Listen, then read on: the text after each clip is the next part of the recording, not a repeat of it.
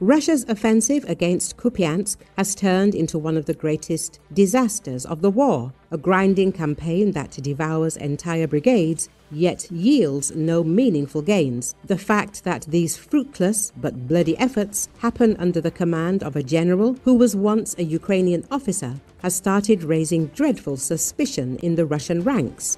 Euromaidan Press media outlet says, since being pushed back after the Ukrainian counteroffensive in late 2022, Russian armies have hurled themselves against Ukrainian defenses on several axes near Kupiansk, but each of these has become a graveyard for Russian troops. Near Synkivka, armored columns once tried to break through, but Ukrainian counterattacks and artillery fire forced most of them back. The forest belts remain littered with destroyed vehicles and dead Russians, while Ukrainian Special Forces raids keep Russian troops pinned down. To the south, near Pischane, the Russian attempt to split Ukrainian forces in two has turned into a killing zone through the infamous funnel. Here, Russians pour infantry into a narrow corridor only to be slaughtered by Ukrainian artillery, FPV drones, and ambushes from three sides. Euromaidan Press says, every attempt to widen the corridor has collapsed, leaving Russian units undersupplied, exhausted, and easy prey. North of Kupiansk, in the Russian bridgehead, Russian troops seized Dvorichna over months of attritional assaults, but the prize turned out to be hollow.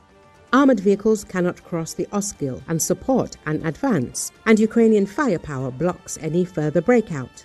The result is a static bridgehead where infantry is fed in and destroyed with no prospect of operational success despite some advances to the southwest, with most Russian soldiers being cut down as they attempt to move into the town.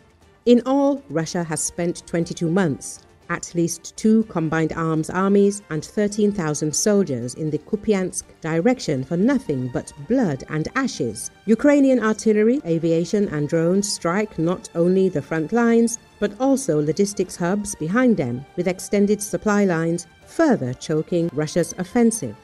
What was supposed to be a swift advance to threaten Kharkiv Oblast and eliminate the major Ukrainian bridgehead east of the Oskil River has turned into a drawn-out massacre, with casualties mounting each day.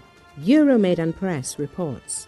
Lieutenant General Serhii Storozhenko was once a decorated Ukrainian officer, the commander of the 36th Marine Brigade, but during the Russian takeover of Crimea in 2014, he defected, and witnesses recall how he encouraged his men to surrender weapons and side with Russia, though he later claimed he had simply resigned. By 2022, he commanded the 35th Army in the Kharkiv region, which suffered a humiliating collapse at Izium.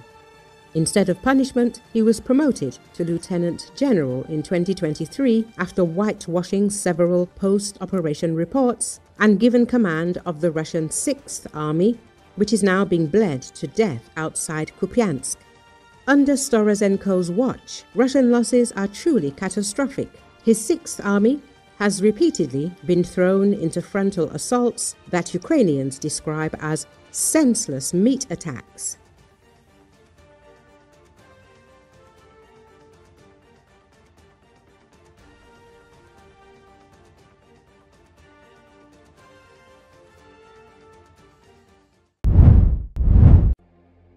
U.S. officials in coming days are set to hold the government's biggest coal sales in more than a decade, offering 600 million tons from publicly owned reserves next to strip mines in Montana and Wyoming.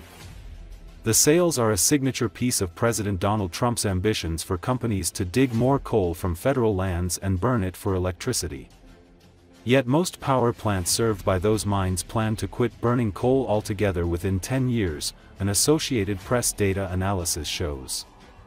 3 other mines poised for expansions or new leases under Trump also face declining demand as power plants use less of their coal and in some cases shut down, according to data from the U.S. Energy Information Administration and the nonprofit Global Energy Monitor.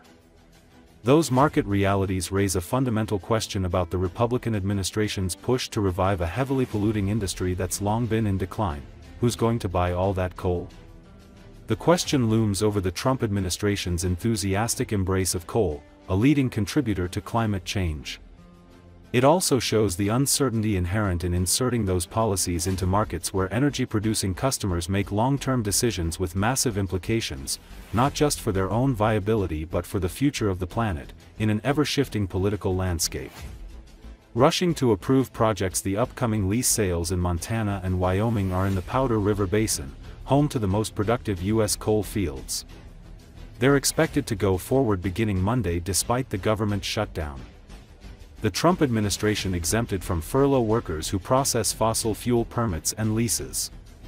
Democratic President Joe Biden last year moved to block future coal leases in the region, citing their potential to make climate change worse. Burning the coal from the two leases being sold in coming days would generate more than 1 billion tons of planet-warming carbon dioxide, according to a Department of Energy formula. Trump rejected climate change as a con job during a September 23 speech to the United Nations General Assembly, an assessment that puts him at odds with scientists. He praised coal as beautiful and boasted about the abundance of U.S. supplies while deriding solar and wind power. Administration officials said Wednesday that they were canceling $8 billion in grants for clean energy projects in 16 states that voted for Democrat Kamala Harris in 2024. In response to an order from Trump on his first day in office, coal lease sales that had been shelved or stalled were revived and rushed to approval, with considerations of greenhouse gas emissions dismissed. Administration officials have advanced coal mine expansions and lease sales in Utah, North Dakota, Tennessee, and Alabama, in addition to Montana and Wyoming.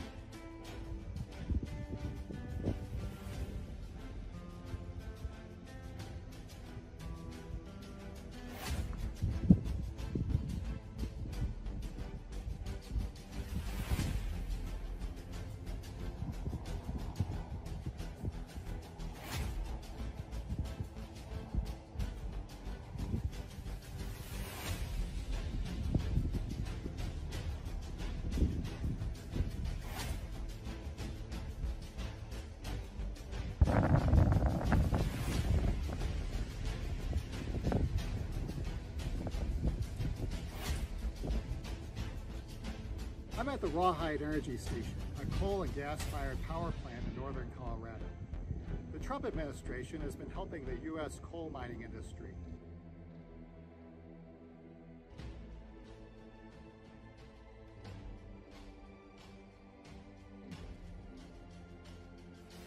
Power plants from the West Coast to the Deep South use this coal for fuel, but they've been burning less and less of it over the past decade. And that trend is likely to continue. Dozens of power plants are scheduled to stop burning coal altogether over the next several years. That includes Rawhide, which is scheduled to stop burning coal in 2029. The plant will continue running using gas for fuel. Gas is cheaper and cleaner burning. But the fate of the coal mines being helped by Trump is far less certain.